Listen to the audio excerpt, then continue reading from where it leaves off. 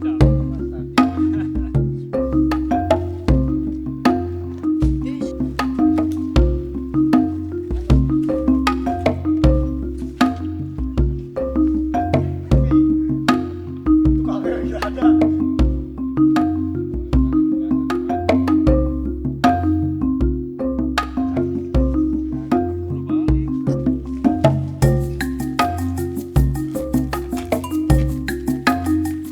Norman Thompson. I'm from Colorado in the United States, and I'm here caving in Indonesia. So today we went caving together with about 15 or so Indonesian cavers and my wife and friend from the United States. We did a little workshop on cave photography techniques, and I talked about some of the key things that are important in cave photography, which to my mind there's two important things which you need to really focus on. One is the lighting, and the other is models and the positioning of the models and expressions of the models and having the models look natural and that sort of thing.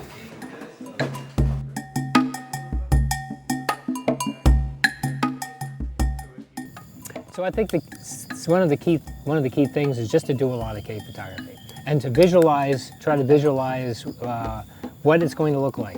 In a sense, cave photography is like studio photography, like someone who might take a picture of a product or a person. But you can move the product around to different sides. You can tip it up or whatever. But with the cave, you can't move the cave. The cave is just there. So what you need to do is look at the cave and visualize how you're going to light it and how you're going to make the cave look its best. So what's the best? You have to ask yourself, what's the best way to light the cave? You know, is it good to backlight it, side light, front light? How many lights do I need? So you can visualize all that. And then it just takes lots of practice to do that. For those, I usually use just one flash, sometimes two flashes. I like to always have the light be sort of like sunlight. You know, sunlight comes from above. And so for cave photography, I like the light to come from above or from the side, not usually from below. If the light comes from below, it seems odd. I think when you look at a photo, it seems strange to have the light coming from below. It's unnatural. Most difficult part, I think, of cave photography is the models, because you need to figure out where you want to put the models. You need to have how you want them to look, what direction you want them to look, and what kind of clothes you want them to wear. So I try to encourage people that are going caving with me to wear bright, solid colors. So today in the cave we did a big room shot, and with the perhaps I don't know, 75 meters long room, and probably maybe 50 meters wide. No, not quite 50 meters, 40 meters wide. But we put models close to the camera, and then in the middle, and then farther away, and that helps to create scale for the photos. So you can tell how big the room is by the fact that the models are getting smaller and smaller into the distance, so it gives a sense of depth to the photos. So you can tell that it's a very big room. Okay, here we go. 1, 2, 3. Cool. Today it was fun because it was such a large group. I've never, or very rarely go caving with such a large group. In fact, I can't think of a single time when I've gone caving with this bigger group of people. But it worked, you know. We were able to all find places to be models or to be photographers. It was fun to see all the different photographers all at the end of the room doing the big room photo. And I'm going to squash these mosquitoes that are eating me. I guess just doing everything right. Yeah, I mean, you obviously have Indonesian cavers here who are excellent photographers. I've seen some of their work, and so, you know, just have fun with it and keep taking photos. And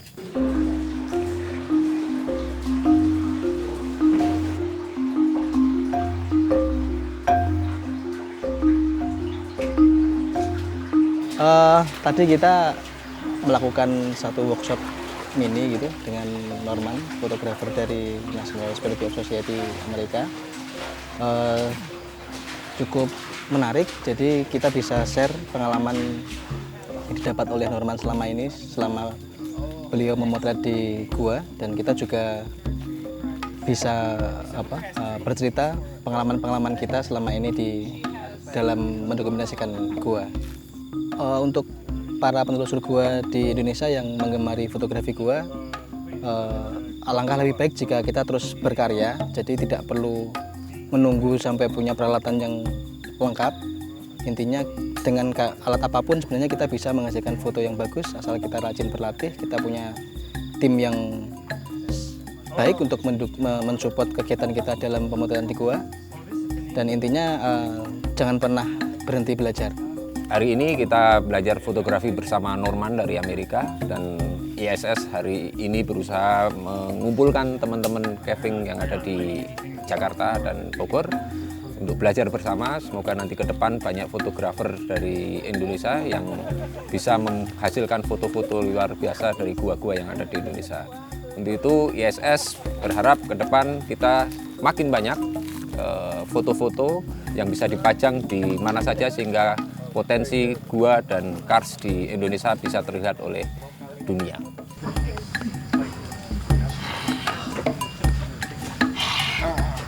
Untuk kegiatan hari ini, workshop fotografi gua cukup menarik, lebih kreatif, yang ide-idenya yang dikeluarkan oleh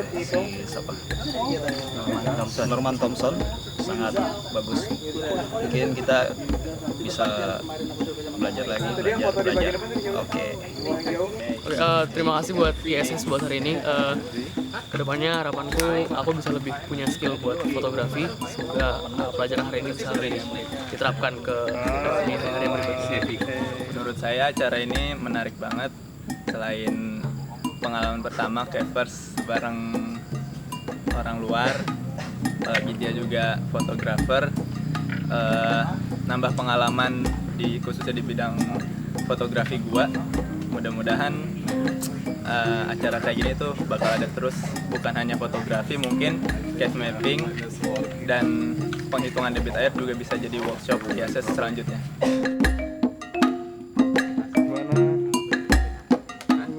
Memuaskan, banyak pelajaran yang didapat dari main sama Norman. Dahsyat, sangat menyenangkan dan layak untuk diulang. Yes, best colors. Very nice day caving. Beautiful cave.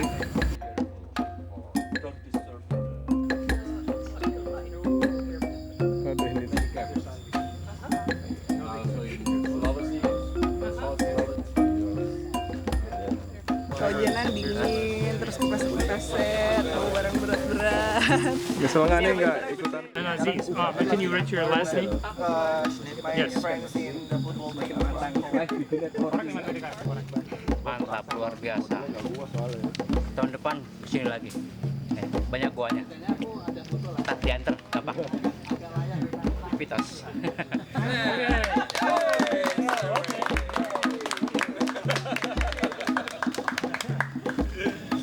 Okay, thank you very much.